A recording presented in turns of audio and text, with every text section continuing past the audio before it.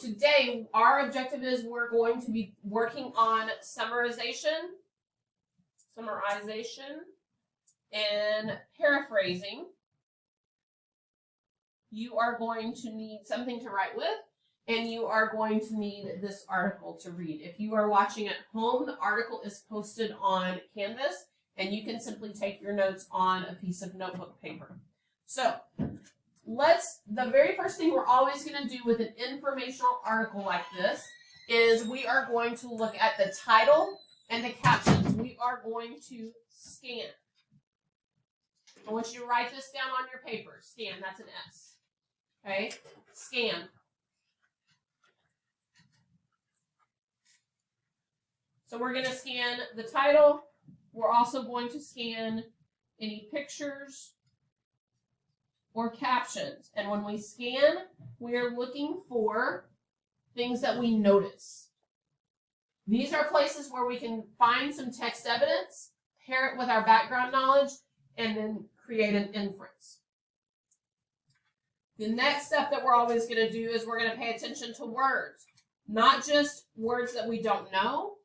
We're also going to be on the lookout for repeated words or repeated ideas.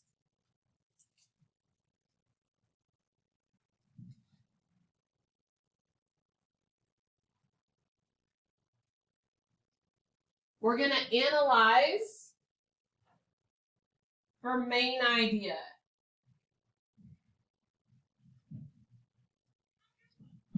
Actually, for main ideas with an S. And then we are going to get the gist. And the gist is kind of where we're working toward today. The gist is a short summary. And I always tell kids 10 words or less. That's really what we're looking for when we're talking about the gist.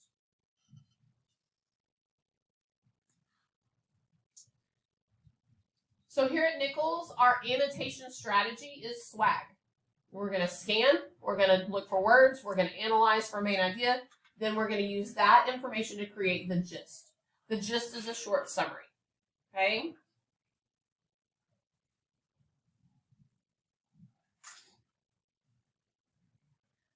So when we start to scan, let's look at our title first.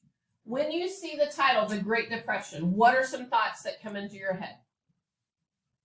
And no answer is wrong here because it's what comes into your head. Imani. Sadness. I'm going to guess you came up with that from depression. Okay. What else? Carmen. When you look at the title, The Great Depression, what comes to mind? Something that comes to mind is about someone being depressed or someone telling about their life and something about how it can be depressing. Okay. So you're kind of focused on the depressing, but we're still sort of in the sad part, right? Yes, Destiny.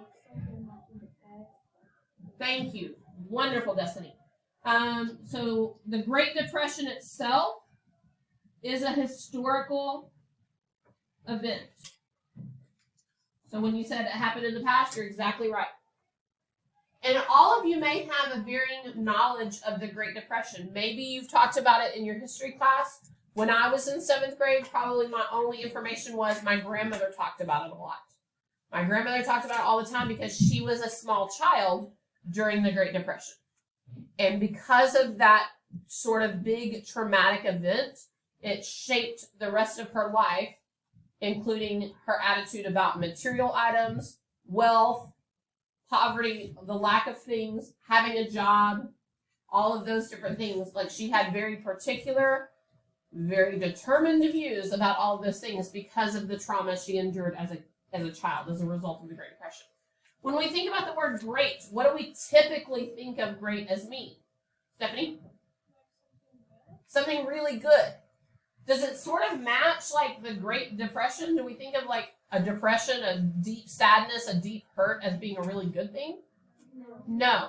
So let's think about what are the different meanings of great. If I said it was a great tragedy that happened when Hurricane Katrina hit New Orleans. Or if I said, we've spent a great amount of time going over the rules and procedures. What do I mean when I'm talking about great in those instances? Now, like big, huge. You say like your great granddad. Yeah, you could say like your great granddad, meaning like someone before. But in this case, we're talking about huge or big. So this is not a small sadness. It's not a small trauma. It is a huge one, meaning the Great Depression affected all of America, and even then some. Canada, Mexico, other countries, because America is sort of a player in the world economy. Okay? So when we look at the title, what we're doing is activating our brain. So even if we were wrong about great here, it's okay. Even if we're like, oh, it's not about like, oh, I'm sad, kind of depression, it's okay. Because all we're doing is activating our brains. Let's take a quick look at this first picture right here. What do you notice about this picture, or what do you see? I want you to turn to your partner, and I want you to discuss what you see. Ready? List 4 things that you see. 1, 2, 3. Okay, can I get 5 brave academic risk takers to tell me some things that you noticed? Tell me one thing that you noticed. Destiny. It's a place in poor condition. Thank you. Tell me another. Stephanie.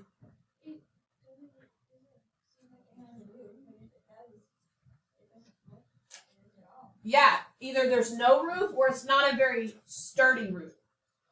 In fact, it looks like a little piece of tin, like a little piece of metal sticking up. Malachi. Rocks. Yeah, these rocks, like around here, are very interesting. We'll get to what we think that is in a little while. Stella. What's in the rocks kind of look like a miniature farm. Oh, that's a really good point. What's inside these rocks looks like a miniature farm. I hadn't thought of that. I just thought it was like their attempt at a front yard. I don't know. Like, I mean, if you're homeless, which obviously he is, like, wouldn't you want something that feels like home? It's a good point, though. He might be trying to grow some food. Carmen. To me, in Sam, it kind of looks like an underground basement or an underground place or something. Okay. How many of you think it's underground versus how many? I heard someone say it kind of looks like they were trying for a tent. Yeah, for me, it looks more like a tent. What do you notice about this door? It's like a hatch. It's like you have to move it to the other place. You have to move it, like you have to pick it up and move it in front of the hole. Like it's not like our door where we just push it and it closes. So is this a well-constructed home? Would you use the word home to describe this? I probably wouldn't either.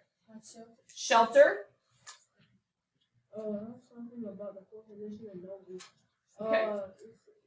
It looks like kind of like unsanitary. Ooh, and sanitary is a good word. And we're going to talk about that as we read. Yes, Imani. Almost like a bed outside. In fact, I heard someone mention it looks like someone got a mattress and like pushed it up to use as a wall. Sanaya. Yeah, it looks unstable. Does it look like a place that you would want to be? No. Uh-huh.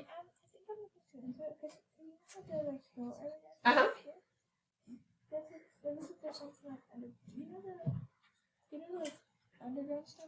Mm-hmm. Stuff that looks kind of like that, and you put like an area around it. Maybe. That's what it reminds me of. Yeah. So Stephanie said it kind of looks like a cellar or a basement or a bunker where you're kind of building into some dirt or ground. Well, when we look at the caption, where are they? So one of the first settlers, underline that word settler. What do you know about settlers? They're the kind of the first ones. It's a word that we use like in history to talk about the first people in an area to live. But where are they? In the Hooverville. Have you ever heard that word before? No, me either. I mean, I have, but let's pretend I haven't. It's not a word that I know very often. Does any part of that sound familiar? The Christmas movie? Yeah. Like Whoville? Yeah. So what about the word ville? Have you ever heard that? Yes. Like, yes, Relativeville, but like, how else? Stephanie? It's kind of like the word village. In fact, if you go about 30 miles west of Fort Worth, there's Stephenville. So it's a word that means town, village, community. So if we're talking about a Hooverville, we're talking about a community, a village, of New York's Central Park. What do you know about Central Park, if anything? Wow. It's a big place. It's a big place. What kind of place? It's fun. It's a park. It's a place with trees and grass where you go and play and go for walks and bike rides and picnics. It's a place to relax. Would you normally think that it's a place to build shelters? No. Okay? So, from all of this, we can probably assume that a Hooverville is a little city of whom? What kind of homeless people? Okay? So from all of those text clues, plus what we know, we can probably decide, like, most people are not living in a city park. And if they are, especially with homes that look like that, probably are homeless, right? Now, the question we might have is, why are they homeless? Let's flip the page to the second page. Look at this picture. What do you notice about this picture? Malachi. It's what? One more time. Deserted. That's a great word. Thank you. It looks deserted. We've only got one person. Yes. It's dark and gloomy. Carmen. It looks like storm, like a storm just came through, and it looks like trash and pole lines on the ground. Okay. Looks stormy. Mentioned like maybe some lines on the ground, like pole lines, electric lines. Imani. Scary. My second period class said they thought it looked foggy. Do you agree? Yes. But let's take a look at the caption. So it's one thing to look at the picture. We also want to make sure we always read the caption down here. The caption is going to give us some extra information that will help us pare down our inference, right? So, April 14th, 1935 became known as Black Sunday when the largest dust storm yet roared across the plains. So, yeah, definitely scary.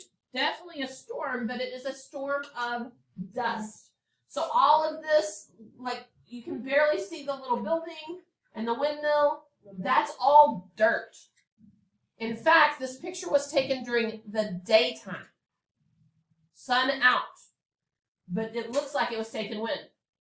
At night. That's how much dirt was in the air when it was coming through. If there's this much dirt in the air, what are some questions you might have? Stella? Like, are they wearing like face masks to protect themselves? Do they have to wear face masks to protect themselves? Why is there so much dirt in the air? Why is there so much dirt? And not just in the area, but like, where's it blowing in from, right? So, Kyla, how did it end up that dirty, Imani? How long did it last? Is it like a regular thunderstorm that's like an hour? Or was it like days and days? Yes. Why is there somebody standing outside of the dust storm? Why is somebody standing out in that? Are they caught out in it? Are they trying to save someone else or go do something? Or was it so normal that you still had to continue on with your chores and jobs? Are they in a city? No. Probably not. Why? Because it has like a barn, you can see the little poles. They have a satellite. Yeah, it's not a satellite. This is a windmill. Yeah, And on farms, the windmill actually, the wind turns the windmill, and there's a pump underneath at the base that draws water up from the ground. This is probably a barn or a shed, maybe a house. It's hard to tell. But also when Malachi said it looked deserted, we knew like this is different than the Hooverville picture, right? Where you could kind of start to see other people really close nearby. Ooh, it looks like an apocalyptic setting. And guess what? People thought that was happening. There's a great video. We're going to revisit the Dust Bowl later in the year in a novel. And I always show a video, and it's people who were children at that time, but now they're old and they're kind of recounting their stories. And a lot of families thought it was the end times, that this was what the Bible had forecasted, and the world is ending because it just didn't make sense to them, right? All right, let's look at the last picture. In this picture, what do you notice? Turn and talk to your neighbors. I want you to share one thing at a time that you notice and go all the way around the table. Okay, ready? All right, tell me, let's say 5 things that you noticed about this picture. Samantha. It looks like they're either, like, with the buckets, either cleaning something. Okay, so they've got a bucket, and you're right. When I look at the caption, they are cleaning something. Skylar, say that one more time. They're on top of the building. How do you know they're on top?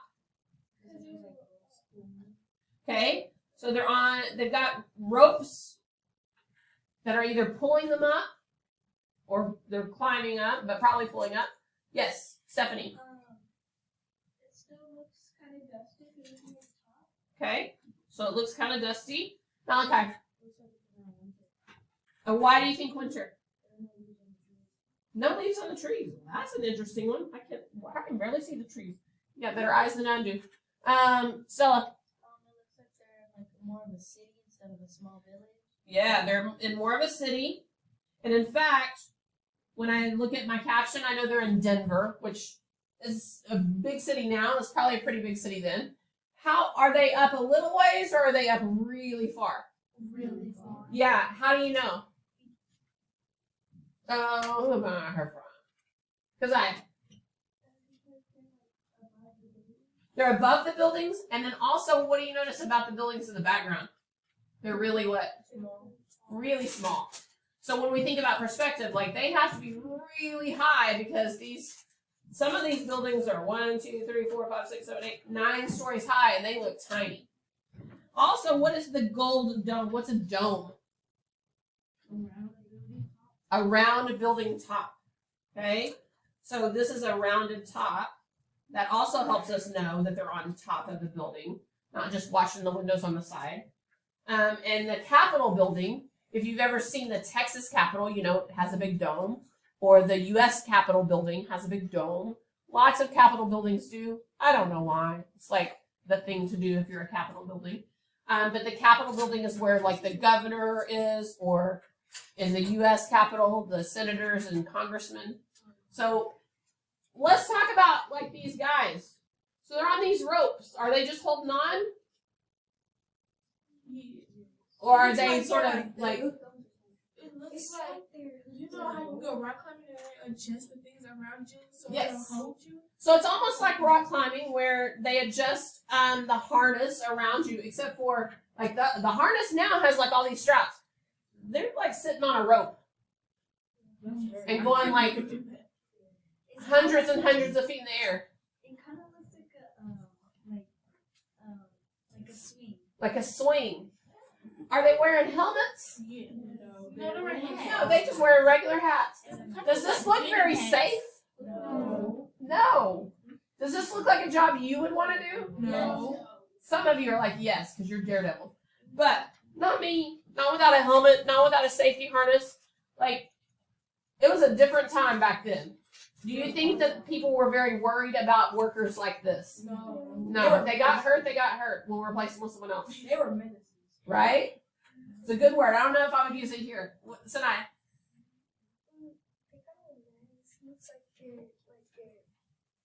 they're trying to convince them from doing this.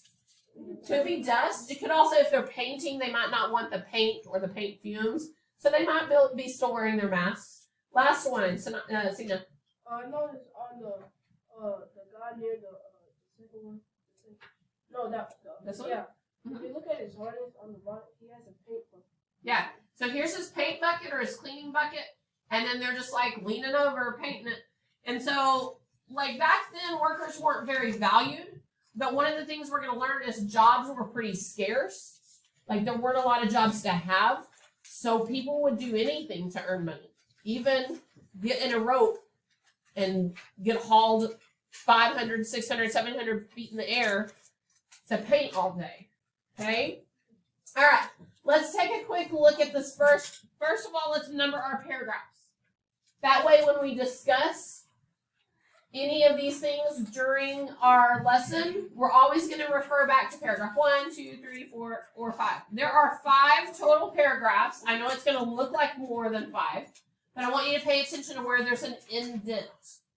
Notice how the first line is shoved over a little bit. Shoved over a little bit.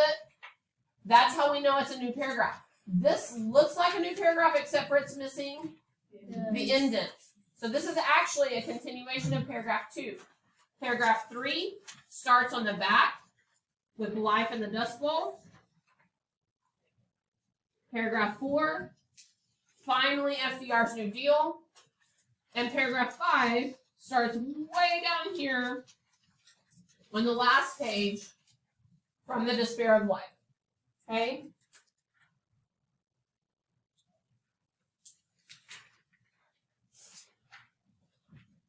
In the next section of our lesson, we're actually going to read this, and we're going to be looking for the main idea. One of the ways we're going to look for main idea is to look for our words, our repeated words or repeated ideas. So as you read, I want you to be on the lookout for repeated words or repeated ideas. And when I say repeated words, I mean repeated unique words, not words like a, an, or the, okay? Words that you're like, I don't hear that word very often, but they've used it 5 times in this paragraph. I bet it's important.